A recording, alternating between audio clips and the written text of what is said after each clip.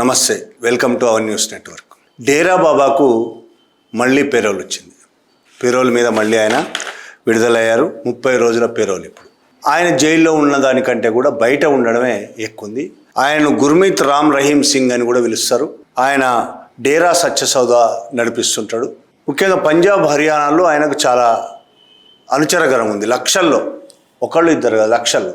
ఆయన ఎవరికి ఓట్లు వేయాలనుకుంటే వాళ్ళకి వేయించగలుగుతాడు, ఎవరిని గెలిపించాలనుకుంటాడో ప్రభావం చూపగలుగుతాడు, చాలా పెద్ద ఎత్తున ప్రభావం చూపగలుగుతాడు. కాబట్టి ఎలక్షన్స్ వచ్చినప్పుడల్లా ఆయనకు పెరోల్ రావడం, ఆయన బయటకు వచ్చి బహిరంగ ప్రచారం చేయలేడు, జైల్లో ఉన్నాడు, కేసు ఉంది కాబట్టి రహస్యంగానే తన అనుచరుల ద్వారా ఇప్పుడు 2014 తర్వాత బీజేపీ ఉంది కాబట్టి బీజేపీకి సపోర్టుగా అనేక ఎన్నికల్లో ప్రచారం చేశాడు. ఇప్పటివరకు బీజేపీని హర్యానాలో గెలిపించగలిగాడు. పంజాబ్లో కూడా ప్రయత్నం చేస్తున్నది ఈసారి బీజేపీ. ఆయన తన ఇద్దరి అనుచరుల మీద అత్యాచారం చేశాడని, స్త్రీలు అత్యాచారం చేశాడనే కేసులో ఆయనకి 20 ఏళ్ల జైలు శిక్ష పడింది. ఆ జైలు శిక్ష ఇప్పుడు ఆయన అనుభవిస్తున్నాడు. ఆయన ఒక కేసు కదా, ఆయన మీద అనేక కేసులు ఉన్నాయి. జర్నలిస్ట్ రామచంద్ర ఛత్రపతి హత్య కేసు ఉంది ఆయన మీద. అయితే ఆ కేసు ముందు శిక్ష పడింది. రామచంద్ర ఛత్రపతి అతను డేరాలో చేస్తున్న అక్రమాలు, లైంగిక దాడులు, వీటన్నిటిని బయటపెట్టాడు. బయటపెట్టిన తర్వాత 2002లో అతన్ని కాల్చి చంపేశారు. దాని మీద ఈయనకు సిబిఐ కోర్టు జీవిత ఖైదు విధించింది. తర్వాత పంజాబ్ అండ్ హర్యానా హైకోర్టు దాన్ని రద్దు చేసింది 2026లో. అలాగే రంజిత్ సింగ్ అనే అతని మర్డర్ కేసు ఉంది ఇతని మీద.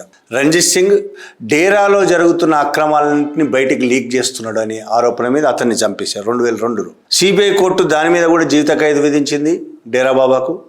హైకోర్టు ఈ విచారణలో లోపాలున్నాయనే పేరుతో అతన్ని నిర్దోషిగా విడుదల చేశాయి. ఇంకొన్ని కేసులు నడుస్తున్నాయి ఇప్పటికీ. అతని అనుచరులను బలవంతంగా నపుంసకత్వం చేశాడని అనుచరులు చాలామంది మీద, 400 మంది అనేది ఒక అంచనా, 400 మంది మీద అలా చేశాడనే కేసు సీరియస్గా నడుస్తున్నది. ఇప్పుడు ఆ కేసు ఏమవుతుంది, సీరియస్గా అయితే విచారణ జరుగుతున్నది కానీ కోర్టులో ఏమవుతుందని తెలియదు. ఈ మధ్య ఒక బాధితుడు అమెరికా నుంచి వీడియో కాన్ఫరెన్స్లో కోర్టు సాక్ష్యంగా పాల్గొదలుచుకుంటే కోర్టు తిరస్కరించింది. కాబట్టి ఏం జరుగుతుందో చెప్పలేము.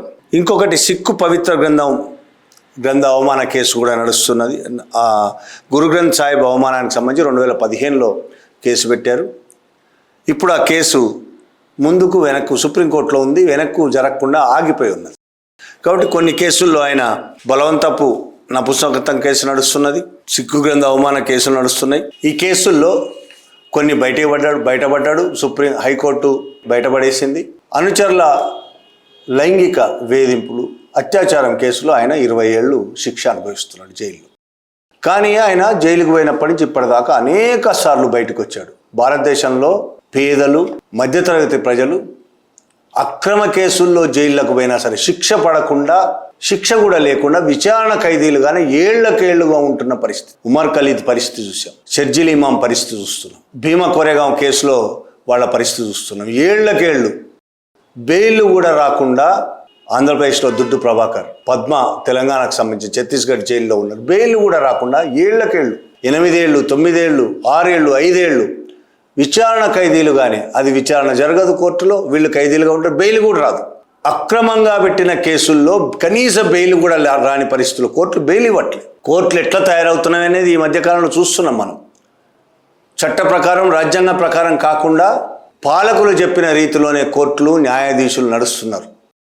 మనం చాలా కేసుల్లో చూస్తున్నాం. మనం మొన్నటి SIR తీర్పులో కూడా మనం చూసాం ఏ విధంగా బీజేపీకి అన్ని హక్కులు ఇచ్చి పడేసిందో, బీజేపీ కంటే ఎన్నికల కమిషన్కు సుప్రీంకోర్టు అన్ని హక్కులు ఇచ్చి పడేసిందో చూసాం. ఇలా కోర్టులు మొత్తం బీజేపీ చేతుల్లోకి పోయిన తర్వాత అనేక మంది బీజేపీ పట్ల వ్యతిరేకంగా మాట్లాడిన వాళ్ళు, RSSకు వ్యతిరేకంగా మాట్లాడిన వాళ్ళు అక్రమ కేసుల్లో ఉండి విచారణ పేరుతో ఏళ్లకేళ్ళు జైల్లో ఉంటుంటే, ఈ డేరా బాబా మాత్రం 4 రోజులకోసారి బయటకు వచ్చేస్తుంటాడు. మొత్తం ఆయన జైల్లో ఉన్న కాలాన్ని చూస్తే, బయట ఉన్న కాలాన్ని చూస్తే వారంలో 1-2 రోజులు, ప్రతి వారంలో 1-2 రోజులు బయట ఉన్నట్టు లెక్క. ఆయన 2020లో మొదటిసారి ఒక్కరోజు పెరోల్ మీద బయటకు వచ్చింది. 2022 ఫిబ్రవరిలో 21 రోజులు. ఆ 21 రోజులు పంజాబ్ ఎన్నికలు ఉన్నాయి కాబట్టి ఆ ఎన్నికల కోసం బీజేపీకి మద్దతుగా ప్రచారం చేయడం కోసం, మద్దతుగా ఓట్లను కూడగట్టడం కోసం ఆయన బయటకు వచ్చాడనే ఆరోపణలు, బయటికి తీసుకొచ్చారనే ఆరోపణలు 2022 ఫిబ్రవరిలో. ఆ తర్వాత అదే సంవత్సరం జూన్లో 30 రోజుల పెరోల్ మీద వచ్చాడు. మళ్ళీ అదే సంవత్సరం అక్టోబర్లో 40 రోజుల పెరోల్ మీద వచ్చాడు. వస్తూనే ఉన్నాడు రెగ్యులర్. 2023లో జనవరిలో 40 రోజుల పెరోల్ మీద వచ్చాడు. మళ్ళీ జూలైలో అదే సంవత్సరం 30 రోజుల పెరోల్. అదే సంవత్సరం నవంబర్లో 21 రోజుల పెరోల్. ప్రతి సంవత్సరం 3 సార్లు 4 సార్లు పెరోల్ మీద వస్తున్నాడు. వచ్చినప్పుడల్లా 20 రోజుల నుంచి 50 రోజుల దాకా. 2024 జనవరిలో 50 రోజులు పెరోల్ మీద వచ్చాడు. అదే సంవత్సరం 2024 ఆగస్టు 21 రోజులు పెరోల్ మీద వచ్చాడు. 2024 అక్టోబర్లో 20 రోజులు వచ్చాడు పెరోల్ మీద. అప్పుడు హర్యానా ఎన్నికలో బీజేపీ కోర్టు సమీకరించడం కోసం వచ్చాడు. 2025 జనవరిలో 30 రోజులు పెరోల్ మీద వచ్చాడు. అప్పుడు ఢిల్లీ ఎన్నికలు. ఢిల్లీలో కూడా ఈయన అనుచరులు చాలామంది, వేల లక్షల మంది ఉన్నారు. 30 రోజులు ఆ ఢిల్లీ ఎన్నికల ఓట్ల సమీకరణ కోసం వచ్చాడు. అలాగే 2025 అదే సంవత్సరం అంటే 2025 ఏప్రిల్ 21 రోజులు, 2025 ఆగస్టు 40 రోజులు, ఈ సంవత్సరము జనవరిలో 40 రోజులు, ఇప్పుడు మళ్ళీ 30 రోజులు. ఇప్పుడు ఎందుకు? కొన్ని నెలలే ఉంది పంజాబ్ ఎన్నికలు రావడానికి. పంజాబ్ ఎన్నికల మీద ఇప్పుడు చాలా సీరియస్ దృష్టి పెట్టింది బీజేపీ. ఎట్లయినా పంజాబ్ను దక్కించుకోవాలనే కోరికతో ఉన్నది అది. కాబట్టి ఆ ఎంపీలందరినీ లాగేసుకున్నది. ఇప్పుడు ఎన్నికల మీద అనేక దృష్టి పెట్టి ఈడీ దాడులు మొదలుపెట్టింది.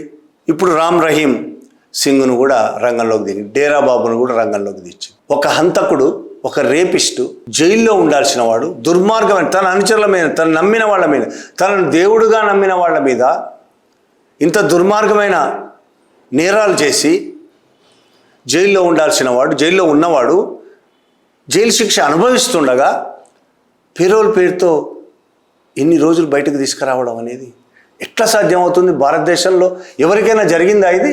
దేశ చరిత్రలో శిక్ష పడకుండా జైల్లో విచారణ ఖైదీలుగా ఉన్న వాళ్ళకే బెయిల్ రావట్లేదు కదా కనీసం.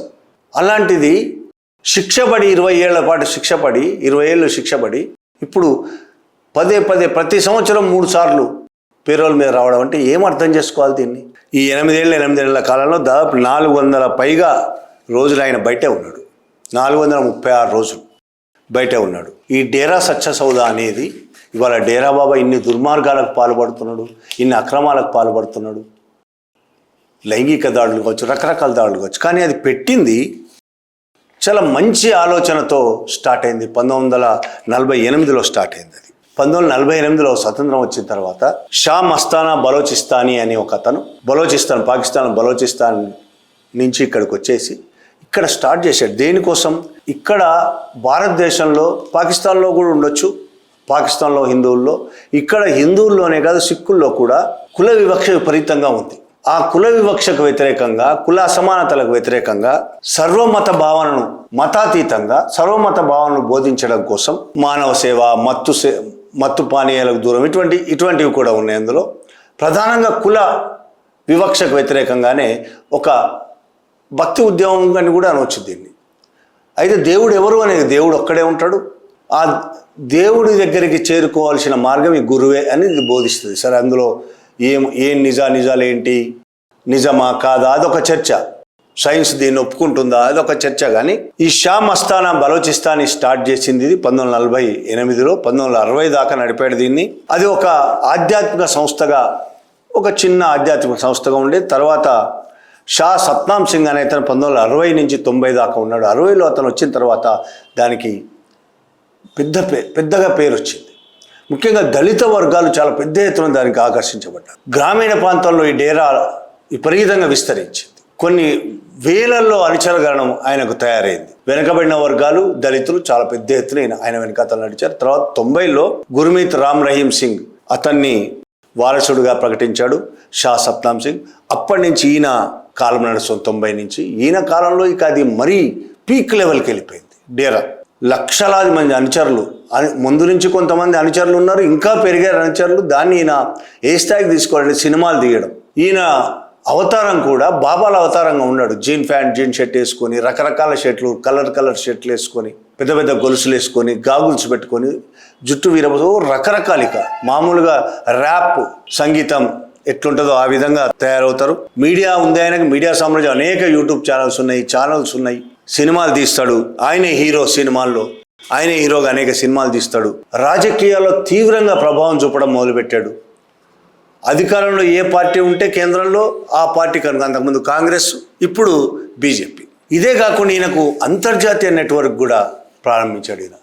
ఇక్కడి నుంచి వెళ్ళిన వాళ్ళు వేరే దేశాల్లో ఈయన నెట్వర్క్ చాలా విస్తరించారు. ఫండ్స్ వస్తాయి, కోట్ల రూపాయల ఫండ్స్ వస్తాయి. ఆయన లెక్కలు పత్రాలు ఉండవు. దాన్ని పూర్తిగా వివక్షకు వ్యతిరేకంగా ప్రారంభమైన ఒక భక్తి ఉద్యమం నుంచి పక్కదారి పట్టించి ఈయన ఇప్పుడు ఆ అనుచరులందరినీ వాడుకొని రాజకీయాలకు ఉపయోగించుకోవడం, ఆయన సినిమాలు తీయడానికి, ఆయన ఫేమస్ అవ్వడానికి, ఆయన లైంగిక దాడులు, ఆయన నపుంసకత్వాలు, అనేక మంది పురుష అనుచరులను నపుంసకాలుగా తయారు చేయడం, ఇట్లా రకరకాల పద్ధతుల్లో ఆయన పూర్తిగా అసలు మొదలుపెట్టిన ఆశయాన్ని పక్కకు పెట్టేశాడు.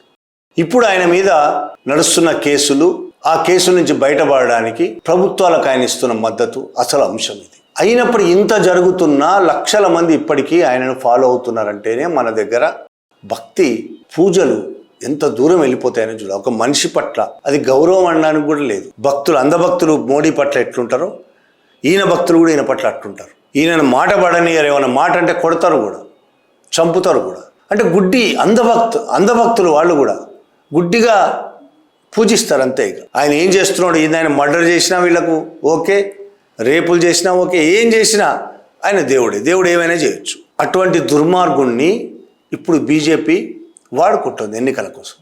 బీజేపీ రాజకీయాలే అవి. బయట కథలు చెప్తారు, ఆర్ఎస్ఎస్ కానీ బీజేపీ కానీ బయటకు చాలా కథలు చెప్తారు. నేరాలకు వ్యతిరేకం, క్రైమ్కు చాలా వ్యతిరేకమని, స్త్రీల పట్ల చాలా గౌరవం ఉంటుందని, ఇక చాలా కథలు చెప్తారు. మళ్ళీ ఈ రామ్ రహీము, ఈ డేరా బాబా, వాటన్నిటికి వ్యతిరేకమని కనబడుతుంది. వీళ్ళకి చాలా జిగ్రీ దోస్తు ఇప్పుడు బీజేపీ నాయకులు అందరితో సమావేశాలు అవుతుంటాడు బయటకు వచ్చినప్పుడల్లా. ఎలక్షన్లో ఎక్కడెక్కడ ఈయన అనుచరులు ఉన్నారో వాళ్ళని ఆ ఎలక్షన్లో ఉపయోగించుకుని బీజేపీకి ఉపయోగపడేట్టు చేస్తూ ఉంటాడు. పంజాబ్ ఎన్నికలకు ముందు వచ్చాడు, రేపు మళ్ళీ ఇంకో ఎన్నికలు జరుగుతాయి, ఆ ఎన్నికలకు ముందు వస్తాడు. కొంతకాలం పోయిన తర్వాత ఆ శిక్ష కూడా పోతూ ఉండవచ్చు. ఇప్పటికీ ఇంకొక వైపు నడుస్తున్న ఇతర కేసులు కూడా కొట్టేయచ్చు, ఇది కూడా కొట్టేయచ్చు, చెప్పలేం. బీజేపీ చేతిలో న్యాయ వ్యవస్థ ఉన్నది. ఈయన బీజేపీకి ఉపయోగపడుతున్నాడు కాబట్టి ఈ దేశంలో బీజేపీకి ఉపయోగపడితే ఏదైనా జరగచ్చు. వాషింగ్ మిషన్, నిర్మా వాషింగ్ మిషన్ అంటారు కదా, పెద్ద కేసుల్లో ఉన్న వాళ్ళే బీజేపీలో చేరి అన్ని మాఫీ చేయించుకున్నారు. లక్షల కోట్ల రూపాయలు దోచుకున్న వాళ్ళే ఈడీ రైడింగ్లు చేసినా, ఈడీ కేసులు పెట్టినా, సిబిఐ కేసులు పెట్టినా బీజేపీలో చేరితే చాలు మాఫీ అయిపోయి మళ్ళీ చాలా సచ్చీలుడు అయిపోతాడు. ఇప్పుడు కూడా ఈయన త్వరలో ఈ రూపం సచ్చీలుడు అవుతాడు. జైల్లో ఉండగానే సచ్చీలుడు అని ప్రచారం చేస్తున్నారు. ఆయన ఇన్ని దుర్మార్గాలు చేసి ఆయన కోర్టు కూడా చెప్పిన తర్వాత కూడా సచ్చీలుడు అని ప్రచారం చేస్తున్నారు. ఇప్పుడు ఆ డేరా బాబా బయట ఉన్నాడు జైలు నుంచి. ఆ జైలు నుంచి రావడం పోవడం కూడా మామూలుగా ఉండదు ఆయన కథ. ఒక పెద్ద కాన్వాయ్, బీజేపీ నాయకులు, కొంతమంది బీజేపీ నాయకుల కాన్వాయ్లు ఎలా ఉంటాయో అలా ఉంటుంది. 100 కార్ల కాన్వాయ్ ఉంటుంది. ఆ కాన్వాయ్లో పోతాడు. మళ్ళీ జైలుకి వచ్చిన అదే కాన్వాయ్లో, జైలు గేట్ తీస్తే లోపలికి దూసుకెళ్ళిపోతుంటారు, అదే కాన్వాయ్లో వస్తాడు. లోపల జైల్లో కూడా ఎన్ని విలాసాలు అనుభవిస్తున్నాడో మనకు తెలియదు. బీజేపీ చేతుల్లో ఉన్నది, జైళ్ళు బీజేపీ చేతుల్లో ఉన్నాయి, న్యాయస్థానాలు బీజేపీ చేతుల్లో ఉన్నాయి. ఆయన అవసరం బీజేపీకి ఉన్నది కాబట్టి ఆయనకు ఎన్ని విలాసాలైనా కల్పిస్తారు. ఖచ్చితంగా మనం బయట చూడలేదు కాబట్టి బయట పెట్టలేము, కానీ తెలియదు. కానీ మనకి అవకాశాలు అయితే ఉన్నాయి, ఆయనకు అన్ని విలాసాలు కల్పించే అవకాశం. అందుకే ఆయన అన్ని రకాలుగా వీళ్ళకు సహకరిస్తుంటాడు. ఇటువంటి డేరా బాబా లాంటి వాళ్ళు భారతదేశంలో విపరీతంగా తయారయ్యారు. చాలా పెద్ద ఎత్తున ఎక్కడ చూడు, ఏ రాష్ట్రంలో చూడు, ఇట్లా ముఖ్యంగా నార్త్ ఇండియాలో అడుగడుక్కు కనబడుతుంటారు. వీళ్ళందరూ మ్యాక్సిమం బీజేపీకి సపోర్ట్ చేస్తుంటారు. ఆశ్చర్యంగా చూడండి, దొంగలు ఒకటైనట్టు ఇట్లాంటి వాళ్ళందరూ బీజేపీకి సపోర్ట్ చేస్తుంటారు. గతంలో కాంగ్రెస్ అధికారంలో ఉన్నప్పుడు ఇటువంటి వాళ్ళందరూ కాంగ్రెస్కు సపోర్ట్ చేసేవాళ్ళు. ఎవరు అధికారంలో ఉంటే వాళ్లకు. బీజేపీ అధికారంలో వచ్చినప్పటి నుంచి ఇట్లాంటి వాళ్ళందరూ మెల్లమెల్లగా దగ్గర అయిపోయి బీజేపీ ఉపయోగపడడం మొదలుపెట్టారు. ఆశ్రామ్ బాపు కావచ్చు, అందరూ చాలామంది ఇప్పుడు ఈ బాబాల పేరుతో ఉండి సన్యాసులు అందరూ కూడా వాళ్ళు చేసే పనులు, వాళ్ళ మీద ఉన్న కేసులు అన్నీ కూడా ప్రపంచానికి తెలుసు. అయినా సరే వాళ్ళు ఆ కేసుల నుంచి విముక్తి పొందుతారు. అందరూ కేసులు కోర్టులు కొట్టేస్తాయి, సాక్ష్యాలు నిలవవు. బీజేపీ ప్రభుత్వం వచ్చిన తర్వాత మరింత ఎక్కువైంది అట్లాంటిది. వాళ్ళు బీజేపీ చెప్పినట్టల్లా వింటారు, బీజేపీకి ఉపయోగపడతారు, వాళ్ళ అనుచరులను బీజేపీకి ఓట్లు వేయిస్తారు, వాళ్ళ అనుచరుల ద్వారా ప్రచారం చేస్తారు బీజేపీకి మద్దతుగా.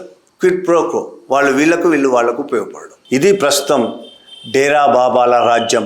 ఇది ప్రస్తుతం ఆర్ఎస్ఎస్ఏ ఒక డేరా బాబా లాంటిది. ఆర్ఎస్ఎస్ఏ ఒక మోసాల ఫ్యాక్టరీ. ఆ మోసాల ఫ్యాక్టరీ నడిపిస్తున్న ప్రభుత్వం. ఈ మోసాల బాబాలని, దుర్మార్గాల బాబాలని కాకుండా ఇంకెవరిని సపోర్ట్ చేస్తుంది? అన్యాయంగా జైలుకి వెళ్ళిన వాళ్ళని అయితే సపోర్ట్ చేయదు, అన్యాయంగా జైలుకు పంపిస్తూనే ఉంటుంది. బీజేపీను ఆర్ఎస్ఎస్ను విమర్శిస్తే జైలుకు పంపిస్తుంది. విచారణ ఖైదీలుగా ఏళ్లకేళ్ళు ఉండాలి తప్ప వాళ్ళకి బెయిల్ కూడా రాదు. శిక్ష పడదు ఎవరికి, కోర్టు శిక్ష వేయలేవు కూడా, ఏముండదు అందులో కోర్టు కేసులో. కాబట్టి శిక్ష పడదు ఎలాగో. కాబట్టి విచారణ ఖైదీలుగా 10 ఏళ్ళు జైల్లో ఉంచితే అయిపోయాయి. తర్వాత చేసేది కూడా ఏం లేదు. మన దేశం చట్టాలు కూడా అలా పాడైనవి. రేపు ఒకవేళ నిర్దోషాన్ని విడుదలైన తర్వాత ఈ 10 ఏళ్ల శిక్షకు ఎవరు జవాబిస్తారు? ఎవరు ఇవ్వరు, పట్టించుకోరు ఎవరు. చట్టం కూడా ఏం చెప్పట్లేదు దాని గురించి. ఇది మన దేశ పరిస్థితి. Thank you very much.